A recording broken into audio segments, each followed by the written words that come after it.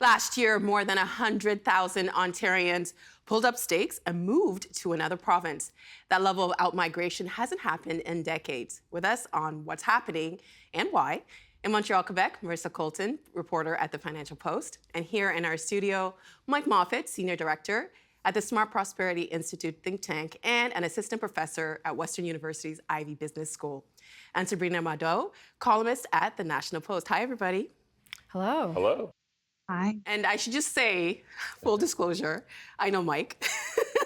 Mike is married to my first best friend in Canada. So I just wanted to put that on the table so everybody knows. But Mike, you're not getting any special treatment. Okay. So Sabrina, I wanted to come to you. You wrote a column about this, and people have always moved in and out of their home cities. What makes the recent wave of people in Ontario migrating outwards different? Well, it's so much bigger, for one thing.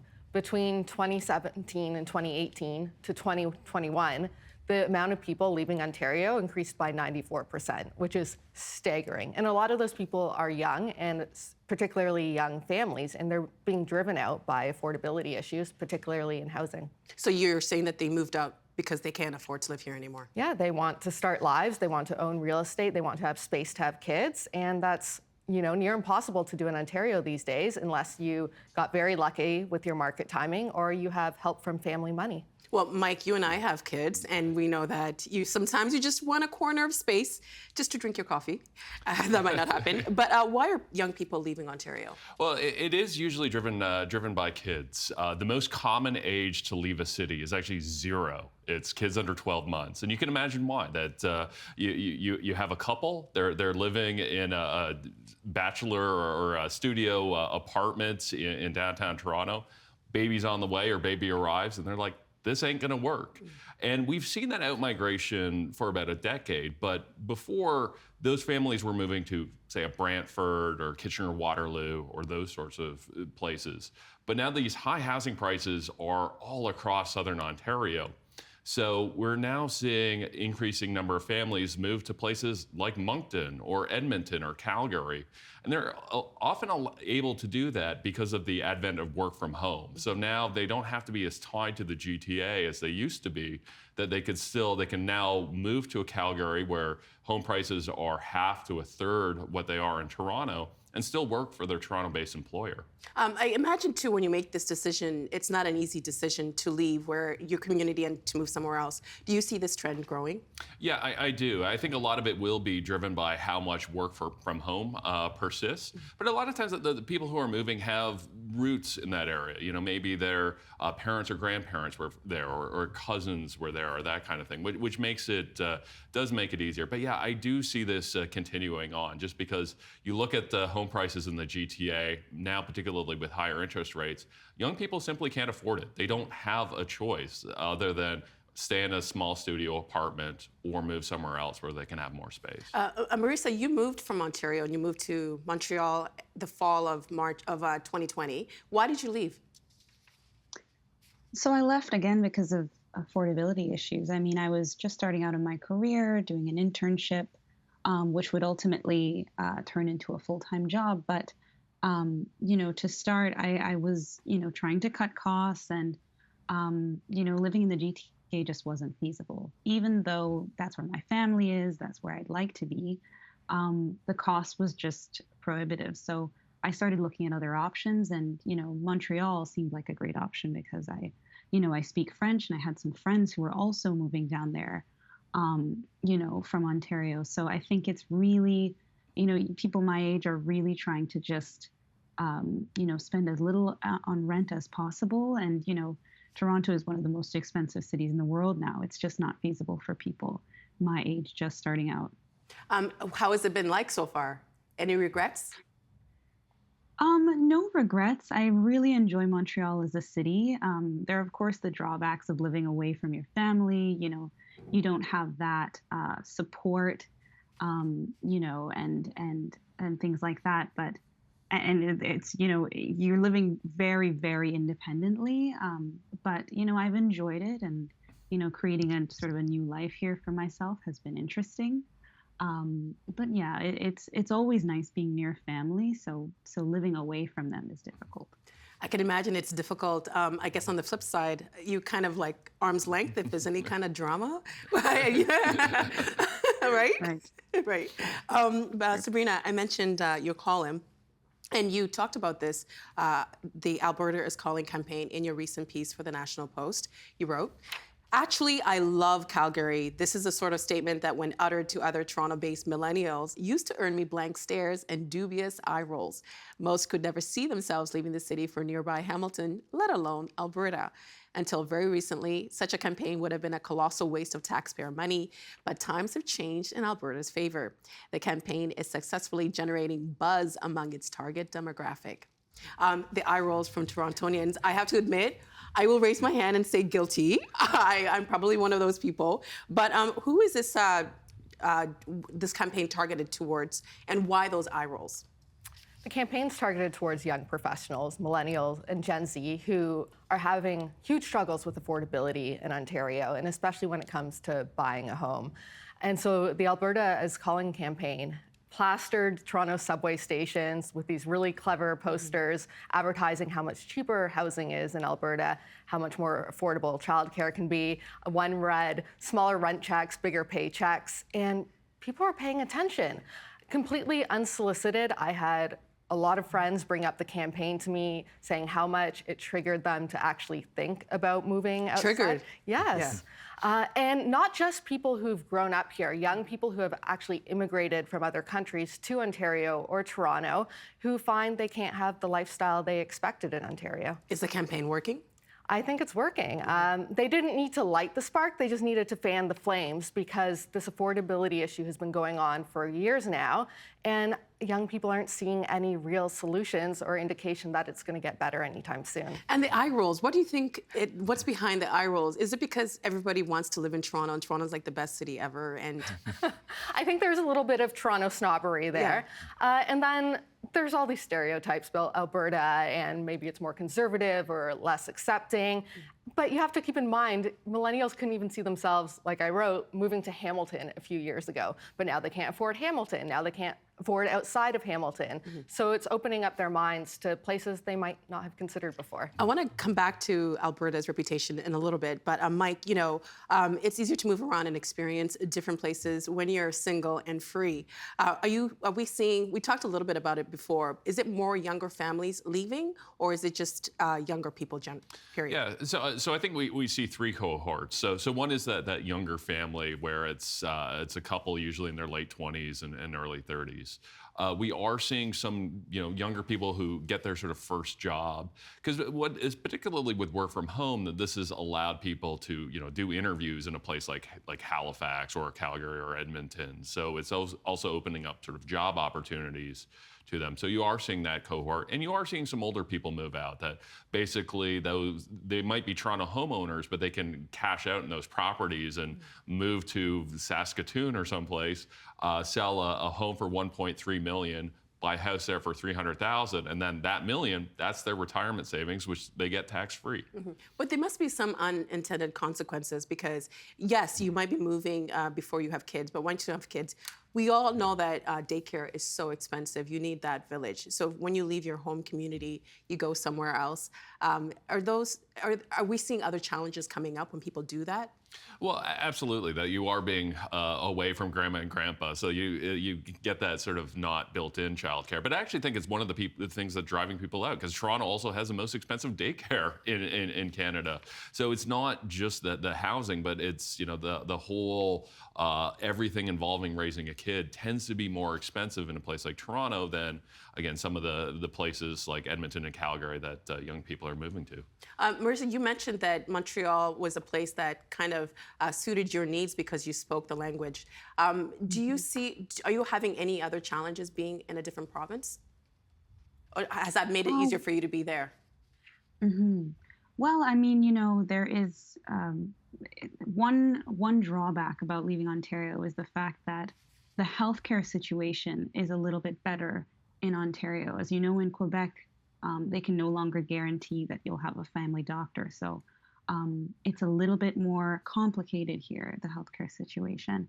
But overall, I'm enjoying it. I'm enjoying paying less rent. The average cost of a one-bedroom in Montreal is $1,500 versus Toronto, which is $2,500. So, that extra $1,000 that can go toward a lot of different things. So I'm really enjoying just having that extra disposable income. And I would say one of the only drawbacks is being away from home and also the healthcare piece. The housing affordability is something that we've been talking about for a very long time. And I think when you get to the point where you're deciding to leave a place that you've lived in for a very long time to another place because you just can't afford to make ends meet. Marissa, when you were making this decision, who did you not hold responsible, but was there frustrations on policymakers in having you to make that decision to leave a place that you grew up in? Yeah, it is frustrating, because Toronto would be my number one place to be. It's an hour's drive from where my parents are, and I would love that accessibility. I find that, throughout my early adulthood, I've always had to sort of strike Toronto from the list, even when I was in university, when I was in graduate school, it never was an option because it was difficult to justify. It would have been possible to do, but, on a stretch. So I think that, I do hold policymakers to account. I think they have, a job to do in terms of making housing affordable for, people my age. We can't be expected to pay 50-60% of our income for rent when, in these early stages, it's so important to be saving and paying back student loans and things like that. So I would say, yes, I do hold policymakers to account. If you got a job in Toronto that paid really well, would you move back? It depends on the job. I mean, it's so comfortable being in Montreal and paying what I feel is a reasonable rent. Even in Toronto, I just wouldn't feel comfortable, paying above 1,000 if I didn't have to. So I would say it would have to be a really, really good job. Well, Sabrina, Marissa mentioned being comfortable, not having that pressure, I guess, to nickel and dime and think about where the money's coming for all the things that you need to get done. Alberta and Nova Scotia have both introduced campaigns to attract remote workers from elsewhere in Canada. Aside from cheaper housing, what are some strong suits that these provinces have over Ontario? It's not just cheaper housing, but more space, more outdoor space, which people really want after the pandemic. Also, we had talked about cheaper childcare, possibly more jobs for young people in different sectors where they can increase their paychecks. And I think there's just this overall frustration of people, young people in particular in Ontario, where they don't feel policymakers have listened to their concerns. They don't feel politicians are taking the housing issue or affordability seriously. And they think there might be more light at the end of the tunnel somewhere else. And they're done waiting, I guess. They're done waiting. You can only wait so long, right?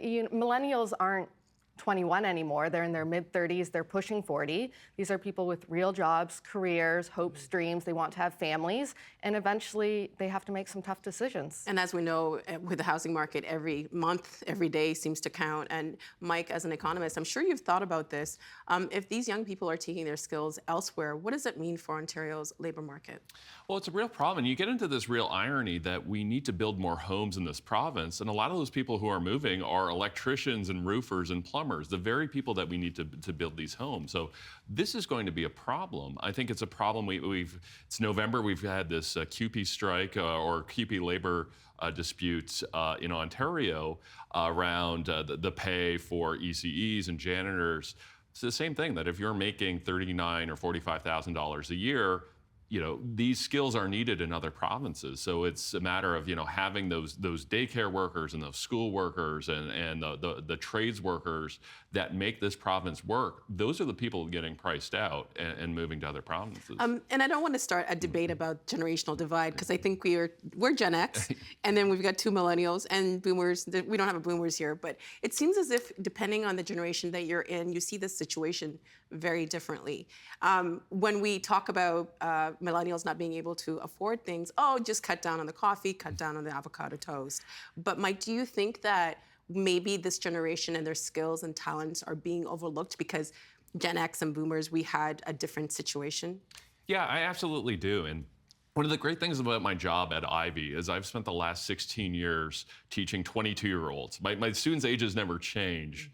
And because of that, you see these sort of differences that 10 years ago, the discussion would be, well, maybe I'll stay in Ontario, maybe I won't, but it's going to depend on a lot of factors. My students nowadays, they're not going to stay. And they say that outright, that I don't think I'll ever be able to afford a home, not even in just Toronto, but London or Ottawa or Kingston. They're all planning on leaving, and they feel that they've been cheated. And as that Gen Xer, someone who got into the housing market in 2004, bought a first home for under $2,000, I look at them and I go, yeah, you're right. You are being cheated.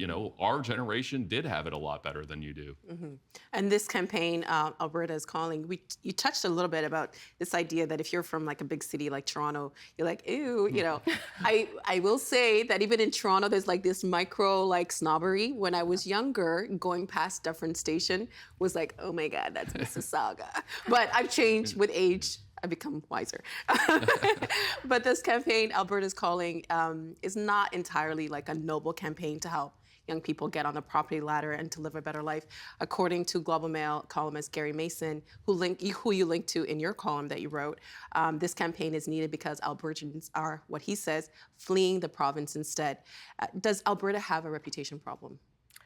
I do think they have a political reputation problem among young people. They feel that they might not fit in with the culture there. I think also a lot of young people just don't know a lot about Alberta. They, have these ideas in their mind and they're worried, will there be art? Will there be culture? Will there be certain types of professions beyond the oil sector? And they're starting to learn more about that. Mm-hmm. In general, definitely they're considering Alberta more. Yeah, and not to put you on the spot, because in that column, Gary also said young Albertans are leaving Alberta because of lack of diversity and inclusion. And even former Premier Jason Kenney called Danielle Smith's proposed Sovereignty Act a separatist project. Is that something that Alberta should be worried about? I do think that they should be worried about their reputation across the country, and definitely when they're trying to get more young people to go there. And like you said, it's not an altruistic campaign. Mm-hmm. They want young people, as young people are good for the economy. They fill jobs, and we know the labor market is struggling to fill jobs right now. They inject money into small businesses. They become entrepreneurs. They increase productivity. So it is a really important thing for a province to be gaining young people rather than losing them. Mm-hmm. I mean, on the flip side, somebody else could say that some younger people who are moving to Alberta may be attracted to the conservative values of the province. Is that fair to say too? That could be too. We see in political polling that young people who historically vote for Liberals or NDP and they historically lean left-wing are starting to open up to voting Conservative. And that's because the Conservative Party has been on the forefront of talking about the housing crisis and affordability. If you look at political polling for both men and women in the 18 to 34 demographic, affordability, cost of living, housing, those are their top three issues in the economy. So this is what they're thinking about first and foremost. And when you can't afford to pay rent or you can't afford to raise a child or have the family that you wanted, being precious about politics, I think, takes a second seat. And I've seen you on Twitter we've exchanged moments on this, but what are your thoughts on that? Yeah, no, absolutely. And again, I see this with my 22-year-olds that 10 years ago, my average student was this kind of center-left, kind of Obama, yes, we can, hopey, changey kind of thing. They are polarized now. They are angry. They're upset about, not just the housing situation, but climate change and things like that. You definitely see more of them on the right, but you also see more of them on the left, that there is this sort of polarization and anger out there that I think politicians need to understand, particularly centrists, particularly liberals, going, you know what, we are losing this generation. We need to figure out, how to address, the housing crisis, the climate crisis, which are interlinked. Being able to build good communities is going to help us on a whole host of fronts. Marissa, I wanted to ask your opinion on this too, because sometimes I think we all forget that at the end of the day, we're more alike than different. We all, I think, want the basic. We want a house we want a roof over our head, food for our family, to be safe. And do you think sometimes politicians miss that in these discussions? I would say that my impression as a young person, following politics, I also report extensively on politics. there often seems to be a disconnect with the realities on the ground. They seem very, very they seem a bit out of touch. So it's hard for people my age to see themselves in these politicians, and we get the impression that the politicians are not necessarily working for our best interests because the vast majority of the time they're a lot older than us. They're well established, and they don't seem as relatable these days. We tend to, like, in discussions among myself and my friends, there was we read on Twitter, I believe it was Chrystia Freeland made a comment about canceling Disney Plus as a way to help the affordability crisis. And those kinds of things don't land well with people my age, because we know it's not a matter of having Disney Plus or not having Disney Plus that makes our lives affordable. It's really big expenses like rent and things like that. So, comments like that seem kind of out of touch. Well, Mike, when we talk about leadership, what can this province do to retain the young talent here? Well, I think a lot of it is building housing, and there's a couple ways to do it. That first of all, we need more housing for young people, but we also have a lot of seniors in this province what I call involuntarily overhoused. That they live in the suburbs, they have a 4-bedroom house that a lot of those bedrooms aren't being used, or they're being taken over by a small dog or replacement for a child. And they're often looking to downsize, but they want to stay in their neighborhoods. They like their community. So if we can find ways to create more housing for seniors, that might actually be the best thing that we could do for younger people, because it could unlock those existing homes and allow the next generation of families to move into those homes that we built back in the 1970s and 80s. Are they amenable to that? I think so. I think both are. I think there are a lot of seniors who are actually quite frustrated with the housing situation, that they see these high prices and they say, well, yeah, but it doesn't really benefit me, because if I sell a house, where do I go? Where do I go? Where do I go? It's like, okay, great. It's it's making my estate worth a lot, but I can't spend that. So I think absolutely that this housing market isn't working for anyone. It's certainly not working for young people, but I think we overestimate how well it's working for seniors as well. Well, we know that the housing crisis is what's driving many out of the province, but are big cities and other provinces immune to the ever-increasing housing prices? Let's take a look at Calgary. The average monthly rent for a 1-bedroom unit in Calgary rose 10.2% in 2022. According to a 2021 Scotiabank report, Calgary ranks with Toronto, Hamilton, and Kitchener for the least housing supply. Sabrina, do you see maybe people becoming kind of a little bit of animosity to people in Alberta towards the people who are coming into the province? I could see that for sure. The housing crisis, a few years ago, people thought, oh, it's just a Vancouver problem, it's just a Toronto problem, and then just an Ontario problem.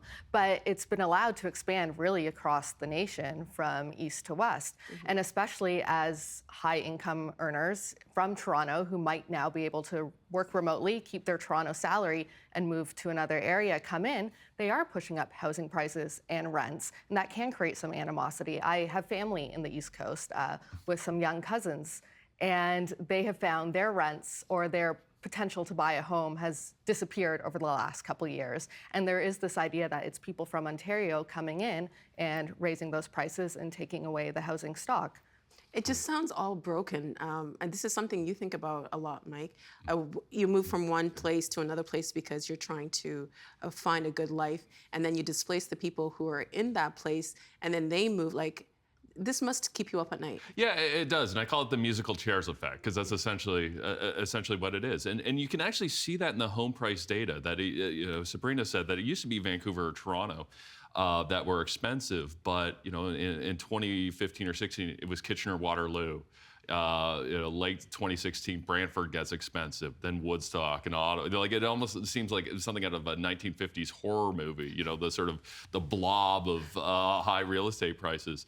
And absolutely, that you hear a lot of frustration in places like New Brunswick, where they go, okay, this home that I could have afforded, or this rent I could have afforded, I can't anymore. And you do see literal displacement. You see these homes that are getting rented out. The tenants get rent evicted, and a new family moves in from the GTA. naturally that's going to cause a fair bit of resentment. And Marisa, when you're thinking about, your life, is it hard to plan a life when you might not know where you're going to be 10, 15 years from now? Yes, it is difficult. The pandemic has made it so that remote jobs are so much more common. My job is remote, and so making this move to Montreal was easy. But now thinking ahead, I'm thinking, will I end up back in Toronto?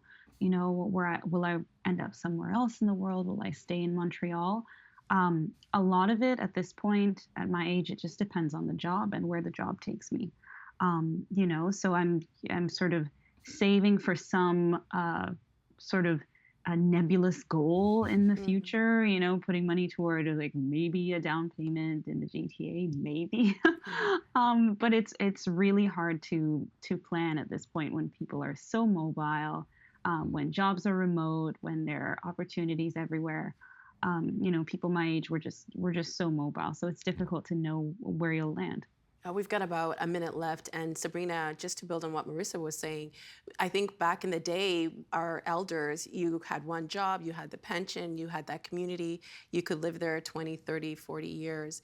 But what do you think this Alberta is Calling campaign offering young people that they didn't have before? I think young people are looking for stability, whether it's not getting rent evicted from your rental or being able to buy a home that you can stay in for a few decades and raise a family.